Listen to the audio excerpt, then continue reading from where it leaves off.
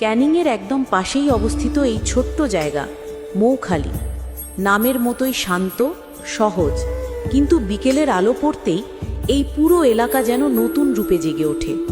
সূর্যের নরম রঙে চারপাশ আলতো সোনালি হয়ে উঠলে মানুষজন ধীরে ধীরে এসে জমা হয়। কেউ মোবাইলে ভিডিও করছে, কেউ চায়ের কাপ হাতে দাঁড়িয়ে গল্পে মশগুল, আবার কেউ কাছের রেস্টুরেন্টে বসে হালকা নাস্তা উপভোগ করছে।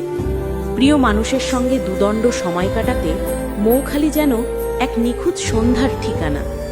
আর এই জায়গাটির সবচেয়ে মোহনীয় দিক, ব্রিজের পাশের জঙ্গল ঘেঁষা নদীর ওপর সন্ধ্যার ঠিক আগে দলে দলে পাখি এসে বসা।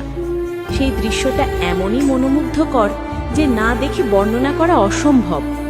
পাখিদের সেই শান্ত সমাবেশ, জল আর বাতাসের মিশ্র শব্দ, সব মিলিয়ে প্রকৃতির এক অনন্য মুহূর্ত সৃষ্টি করে।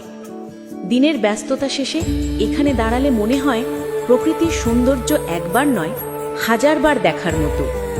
এরকম আরও সুন্দর জায়গার ভিডিও পেতে এমআর গ্রিন ইন্ডিয়া টিভিকে ফলো করতে ভুলবেন না।